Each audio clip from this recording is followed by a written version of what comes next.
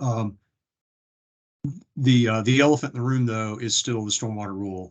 We all know, I think we've all heard now that there's a hearing next Wednesday at 10 a.m. Here in Tallahassee. The announcement of that hearing that the department made did reference the receipt of a lower cost regulatory alternative. I think, as far as I can tell, I think they've only received ours. I believe they have received requests for. They got one from Eric Olson as well. So okay. Okay, so we're not the sole responsible party here. That's good. And the home builders are still working on one. Okay. Thanks, Bob. I do understand from talking to AIF that I believe that they sent or were planning to send, and maybe didn't have to once the rule or once this notice came out, request for a formal rule adoption hearing. Anyway, it's next Wednesday. It is a quasi-judicial proceeding. I'm getting a deep dive briefing on the process and procedure, so we know what the rules are. But the concept of a rule adoption hearing is the department will name a hearing officer. It will typically be somebody that is not in the direct chain of command of the division that's promulgating the rule. So in the past, they have used a deputy secretary from ecosystem or from lands and recreation, or they've even used somebody from Office of General Counsel, one of the deputy general counsels, but again, not from the program, somebody that hasn't worked on the rule, somebody that's theoretically independent. And then the department will present its rule and its justification for it. Other participants, the public can comment. Other people can present lower cost regulatory alternatives. I think that would be our role next Wednesday. We would present our position and why we have it and what we're recommending, and so on. And that will go until the hearing is concluded.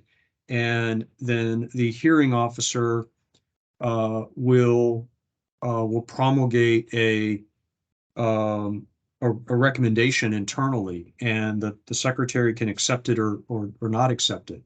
But it's a formal mechanism of changing the rule that is,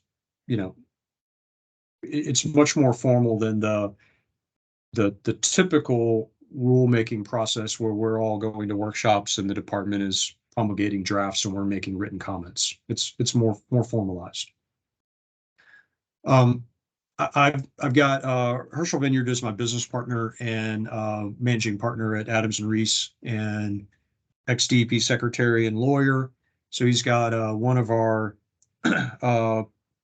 not paralegals, but associates is doing a briefing memo for me.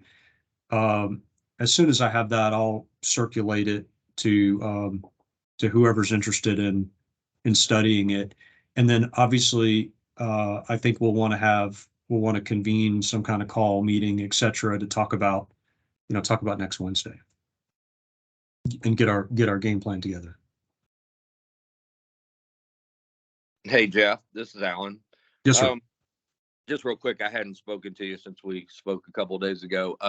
We're going to have you kind of lead the charge for us there, do the talking, and we'll have Kelly and Bob and Mike Del Charco there, for any backup that you may need. You may or may not need them, but they'll be there for you if you need. And because obviously we're still in the middle of our PE days at that point, so I'm not sure that anybody else how many other people would get there, but you are the folks we're counting on. All right, I'll get a good weekend of rest and be ready. I think you can handle it. Just wanted to let you know. All right. Well, so we'll have kind of the procedural rules laid out for us. We'll need to discuss and get together on the strategy and tactics, and talking points, etc. I'll find out whether submitting documents for the record, if that's important. If that is, then we'll want to consider and develop whatever that document may be. So we've got some homework to do between now and Wednesday.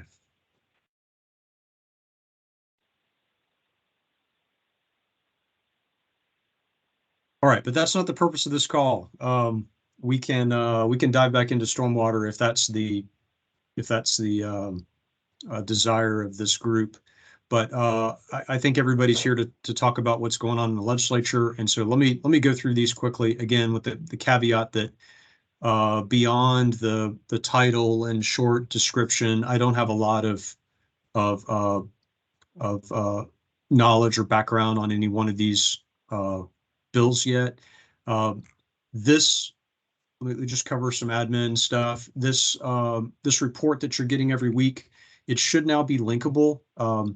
I don't have lobby tools, but you can see that when you link on it, you can actually get to the summary where it is. You can't. I don't think you can get much past this basic overview, but we did open this up. So if you've received the report, you can click on any one of these and get at least the summary report.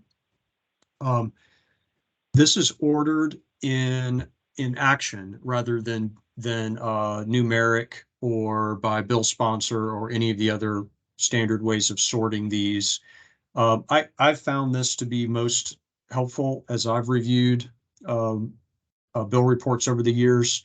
The ones that aren't moving, that haven't been scheduled on any committee calendars, those are bills that you probably don't even need to worry about. Even if you care about the subject matter, if they're not moving, it doesn't, they're irrelevant. I'll say that with one minor caveat. Bill language can always get cut and paste onto another bill. So you obviously have to watch amendments. But the point is, if a bill is just kind of sitting there with sponsors that don't have a lot of power in the process, they can't kind of push their bills onto the agenda, and there isn't enough appetite from leadership, they're just not going to move. And so we put those all the way at the bottom. So this is a pretty long list, but the ones at the bottom haven't, may have committees of reference assigned, but don't have any scheduled meetings, or haven't gone through any committees yet. So at the top, this is not ordered by importance, it's ordered by activity and most recent activity, not necessarily its progress through the process. So for example, just to start on this top one, the solid waste management, it's on here right at the top because just yesterday it was scheduled to be on its first committee next week. All right, so that's just kind of administratively why you're seeing it in the order you're seeing it. Going through these, this is also a mix of all of the bills of interest by Water Resources, the committee formerly known as CEQ, and Land Development. So really kind of a general environmental and water policy catch-all. So you're going to get some things in here like municipal boundaries that is more about its annexation related, and this is going to be of importance to maybe the Land Development Committee more than the Water Resources Committee. But if you're in the development world where your clients are developers, this may be of interest to them. So this is on your committee or on your bill tracker. All right. We've definitely thrown in anything in here that has anything to do with resiliency, sea level rise, vulnerability studies. And there are a handful of those, and they are moving. So be mindful of those and take a look at those. There is a ratification bill in the House and Senate. This is not for the stormwater rule, but it theoretically can be a placeholder for the rule if the stormwater rule is finalized prior to the end of session. So for now, SB 7002, and I'll go ahead and open it up so you can look at it real quick. This is ratifying an OSTDS rule and a domestic wastewater facility rule. Okay, so those are the only two rules that are in this ratification bill. They are interesting rules, and if you care about those issues, you should care about this ratification bill and the underlying rules. But this is not the ratification bill that would ratify, or this is right now is not the ratification of the stormwater rule.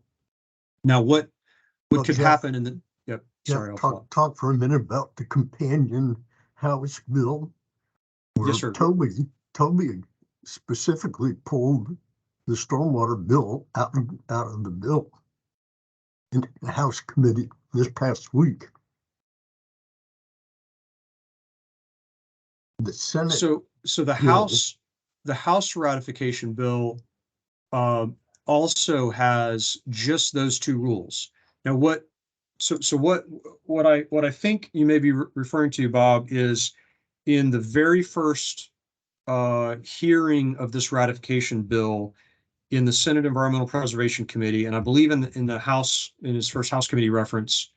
No, it hasn't happened yet. Sorry. In the Senate Environmental Preservation Committee meeting, which did happen, the department had some slides about the stormwater rulemaking, and it rattled a lot of people's cages because that rule wasn't even promulgated at that time. It hadn't even been the final proposed rule hadn't even been published yet. And is that what you're referring to, Bob? That those slides were pulled off? No, it was actually the House hearing this past week. And the bill that was brought up was sponsored by Toby, and he presented it to his committee and specifically pulled out the drainage, the stormwater bill. Okay. So right now it matches the Senate version. I guess it'd be an easy way to describe it. I see. It appears that this was, there hadn't been any amendments or committee substitutes, so this 30823 version is the one and only version. I'm curious what you've heard or seen, Bob, that suggests there may have been a stormwater rule attached to this that was removed. Okay. I'll send you the hearing. I've got a link to it. Okay. All right. Yeah. What may be happening, and I hope this is the case, is the department for SB 7002, its Senate Environmental and Natural Resources on 221 talked about the stormwater rule, even though this particular bill in the bill language only has these two rules in it, OSTDS and domestic wastewater facility. So there wasn't a lot of discussion about it. It kind of went through 9-0, but it ruffled feathers because I think a lot of people felt like the department jumped the gun by even mentioning it with that bill or with that rule not being ready. So this particular ratification bill in the Senate is sitting in, has passed community affairs, has not been referred to rules. So that rules is its last committee of reference before it would go to the floor. What could happen with the stormwater rule is, and Coates has shared this concept with me, and Kelly, I'm interested, you said you talked to Coates. I'd like to know if this is something for public consumption and this is relevant. Not yet. Okay, all right. Coates mentioned that if this ratification bill is at rules, or even if it's past rules and on the floor, although I think the preference procedurally would be if it's at rules and it stays at rules, then let's say the hearing happens next week. Let's say we all magically come out of that with a rule that we all like. All right, I know there's a huge set of caveats around that statement, but if we had a rule next Wednesday, then a 21-day clock could run on a revised rule as soon as that revision can be revealed to the public. A notice of change essentially would be the mechanism, could be filed, and a 21-day clock could run, and absent any rule challenges, that notice of change could be presented, or that rule characterized or embodied in that notice of change could be presented and amended on to 7002 at the Rules Committee and passed out of rules and taken to the floor. And that same procedure could happen at the House. It only has 2 committees of reference, and it doesn't require that it happen on both House and Senate. It could happen on one and not the other, and they can be amended at the floor.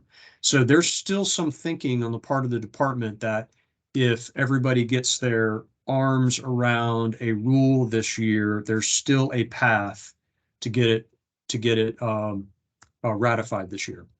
And this bill or its House companion could be the vehicle, as long as they don't make it all the way through their House and Senate floor votes and are passed out of the legislature, then this bill can still be amended to incorporate the stormwater rule.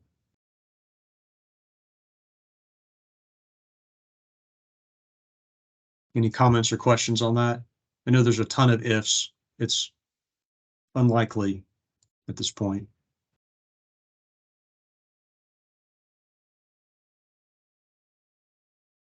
All right. Let me see. One of these was my list. Here we go. All right. This one's interesting. Just I'm happen to stop here just because I did look at this one. 827 expands the wastewater grant program from areas that are current law is you've got to be in a TMDL or BMAP area in order to be eligible for one of these wastewater grants. And these are for septic to sewer projects. I believe this is being expanded to incorporate more areas of Florida, including areas that don't yet have TMDLs, but do have identified septic tank related issues. I'm just going to slowly go through and see if anybody wants to stop me. I think SB 1632 is going to be interesting. This has a few different things in here, including a prohibition on septic tanks in BMAP areas. Anyway, there's this. I wouldn't call it an environmental train, but it certainly can become an environmental train, and it's seen some activity. Got a lot of statutory reference in here. ERP is in here. Septic tanks are in here, and other general provisions of 403 are in here. Jeff, Yes. quick question, please. Callie was asking if you wouldn't mind looking at House Bill 1191 and determine if our geotech or transportation groups need to weigh in. 91. Is this on here? It's something Sorry. to do I with, don't think it's on our current list. No. Oh, okay. no, Alright, I it can- had I can do that. something to do with phosphates,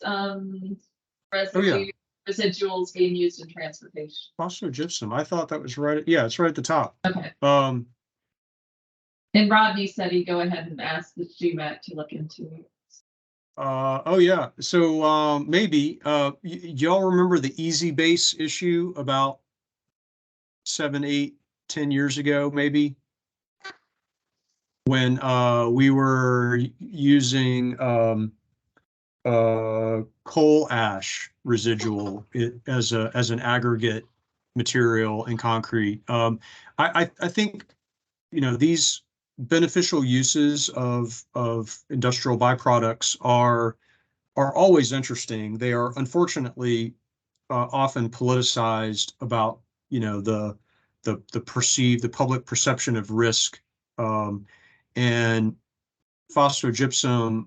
If this is an effort to mine phosphogypsum stacks and use that aggregate in road construction, there'll be probably some squawking about the naturally occurring radiation, and that'll be described as putting radioactive material in our road base, and the thing may very well self-destruct on that basis. That's at least I think what happened with Easy Base.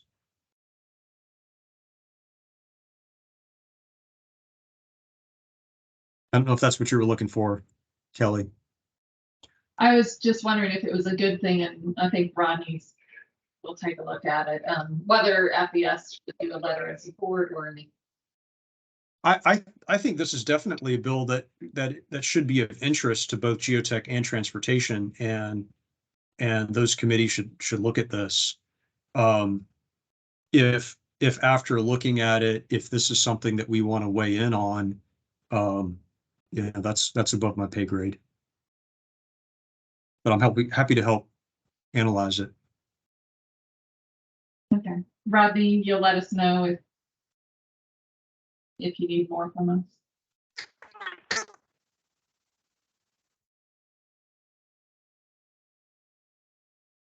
Okay, this appears to start out with a study, so it doesn't look like it jumps right in to go, but it authorizes it and requires a study.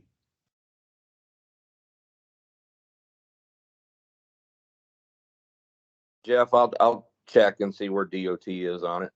Okay, thank you, Alan.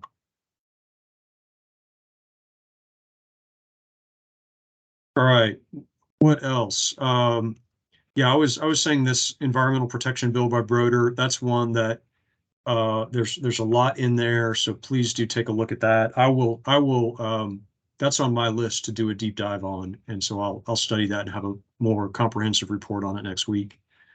It hasn't moved a lot yet. It's yeah, it's in its first committee, but it's a big catch-all bill, and there was an amendment filed on it yesterday, so I haven't even looked at that yet.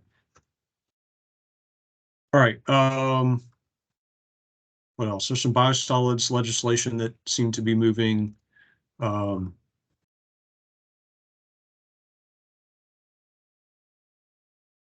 I'm pausing, hoping somebody will have comments or questions, because I'm pretty light on most of these.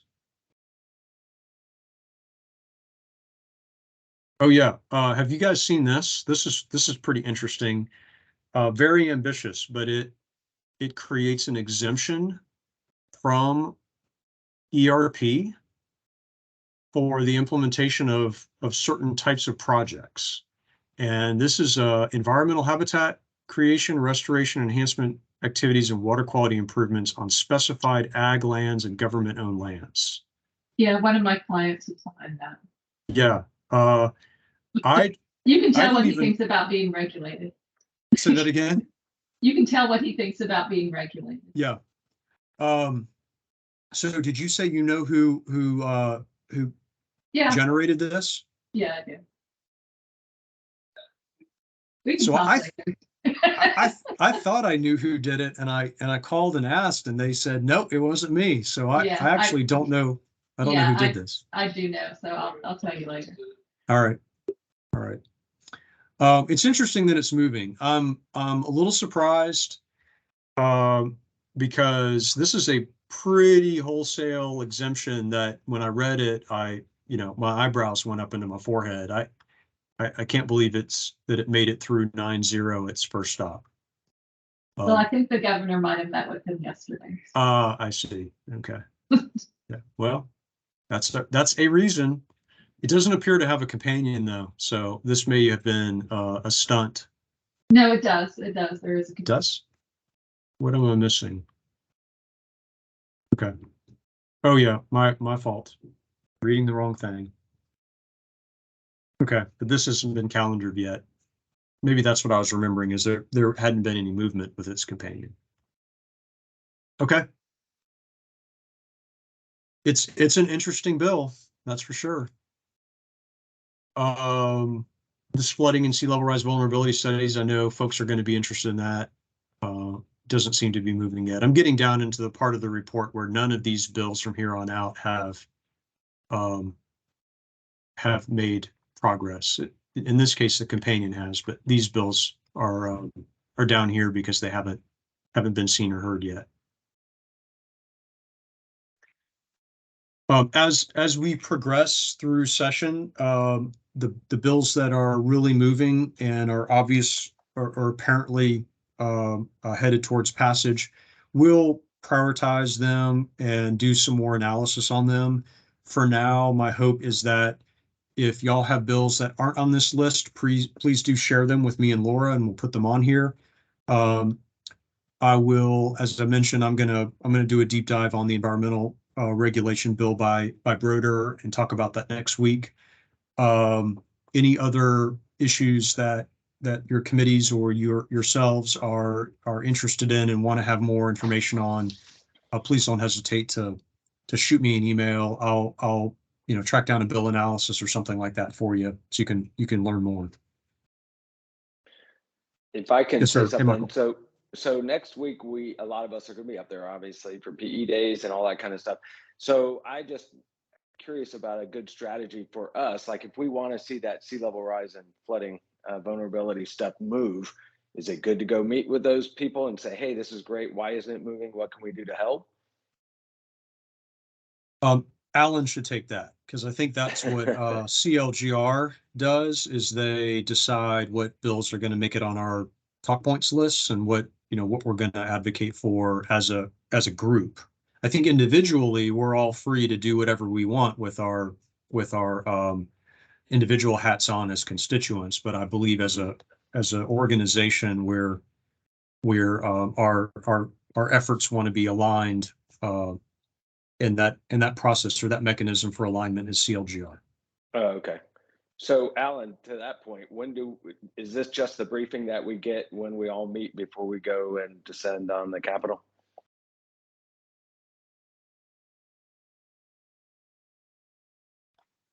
I think what we usually do, Mike, I'm assuming Alan's doing something else or CLG. I think CLGR is starting meets at 10 in about 5 minutes. Yeah. And we'll be reviewing the legislation that has been on the general bill reports, and then anything that we think may be of consequence that we need to include on our talking points for next week. But Alan did mention this morning during our general bills update that, we're going to take positions if necessary on certain legislation, but that for the most part, the goal next week is to say we're in town, we're here to be supportive and to provide industry expertise if you need it. And, we are watching, and here are the issues of interest to us. So we should have more specifics for you and some guide about, maybe anything in particular that we might recommend that you discuss.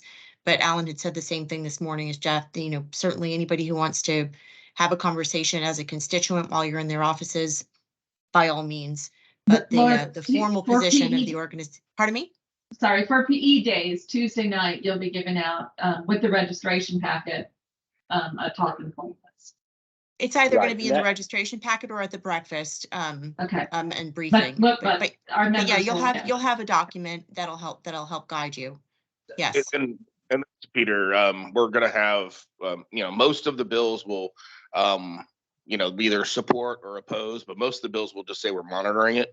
And that way we can start to have a conversation about it and say, hey, we're subject matter experts. If you have any questions, that sort of thing. And then obviously it's going to be incumbent on you or your group leaders to know whether or not the legislator you're meeting with even has a dog in the fight, whether they're part of a committee that is going to be seeing the bill. If they're not part of a committee that's seeing the bill and they're only going to see it by the time it hits the full floor, they don't really care that much. Right. Well, I guess I was just bringing it up because I'm curious about some of these bills that I don't know much about, and I'm wondering how much should I be doing before next week to get up to speed on that, or can I just wait and show up and you guys will give me everything I need to know? I think the latter, Michael. I love it. I'll go with that. All right, thanks. Okay. If there's not anything else for Jeff? Nope, appreciate it. We'll talk more next week. Thank you, everybody. Have a good Thanks, day. everybody. Bye. Thank you. Thanks, Jeff. Bye. Thank you. Hey, Kelly. Thank you. I lost her. Jeff, did you say there's